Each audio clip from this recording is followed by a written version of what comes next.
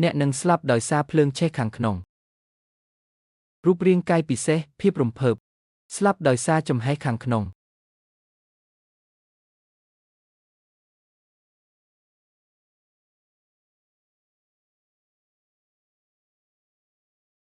Dellen Chewy គឺជាអាថ៌កំបាំងនាងគឺជាមនុស្សដំបូងដែលខ្ញុំបានជួបក្មេងស្រីម្នាក់ដែលមានរាងកាយអាថ៌កំបាំងអ្នកពិតជាមិនអាចខកខានប្អូនថ្លៃស្រីរបស់អ្នកបានទេ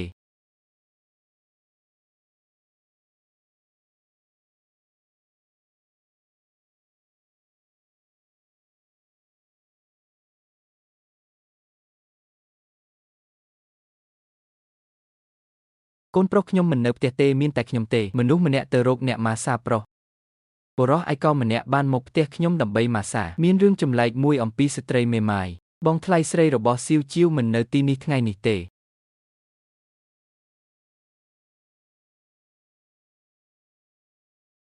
មកផ្ទះខ្ញុំហើយនៅជាមួយខ្ញុំគ្មានបញ្ហាទេរងចាំខ្ញុំស្ថានភាពយ៉ាងម៉េចឈប់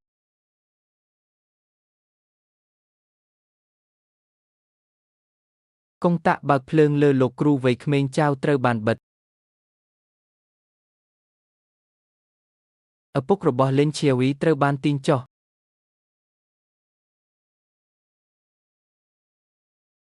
បន្ទាប់ពីបានគង់នៅស្ថានសួគ៌អស់រយៈពេល2-3ខែខ្ញុំនឹងដំឡើងវានៅយប់នេះ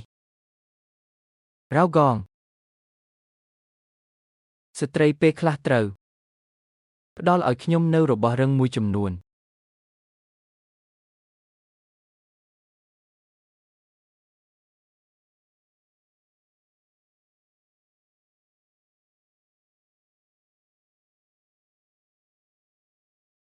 ចៅជីហាំងតើអ្នកចង់ធ្វើអ្វី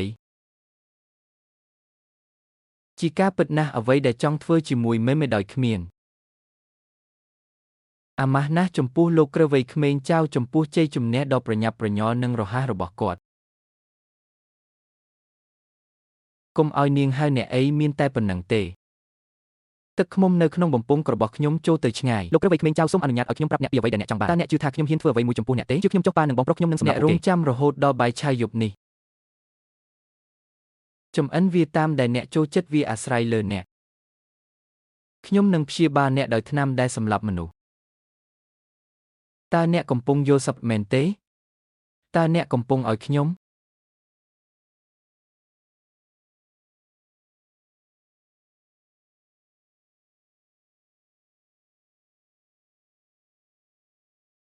កុំបារម្ភពីអ្វីដែលអ្នកផឹកប្រពន្ធរបស់អ្នកនឹងមិនខ្វល់ទេវាគ្រាន់តែជា probability តូចមួយប៉ុណ្ណោះបន្ទាប់ពីផឹកវារួចពិភពលោកមនុស្សចូលយើងធ្វើវាយឺតឥឡូវនេះ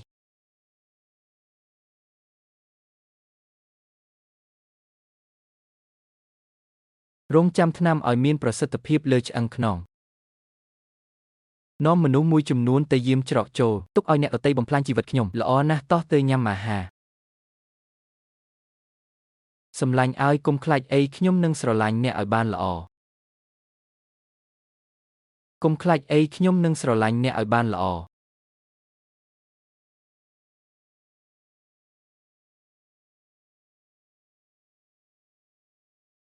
អ្នកណា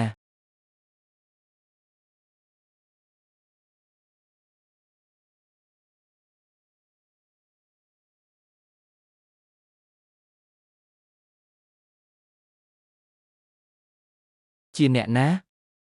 ជួយខ្ញុំផងហ៊ានធ្វើបាបខ្ញុំម្លេះអតិថិជនអាក្រក់របស់ខ្ញុំគឺជាអតិថិជនល្អនៅលើផ្លាកសញ្ញាយ៉ែងយន្តហេតុអ្វីអ្នកនៅលើឆ្អឹងខ្នងនេះអ្នកមិនបានរកឃើញនរណាម្នាក់ដើម្បីរៀបចំឲ្យគាត់តើអ្នកបានសម្លាប់ព្រះអង្គគុំចាស់ចៅមែនទេក្មេងនេះរឹងរូសណាស់យើងនឹងគាត់បានដាក់ពោះវៀនរឹងរបស់គាត់លើអ្នកសូមឲ្យមានគ្រាប់ធញ្ញជាតិចម្រាញ់មួយចំនួនតូចយើងបដិញ្ញាដើរទៅរកសេចក្តីស្លាប់ជាក្រុមតើពួកគេអាចប្រឈមមុខនឹងគូប្រជែងទាំង5ក្នុងពេលតែមួយបានទេការឈឺចាប់ខាងវិញ្ញាណ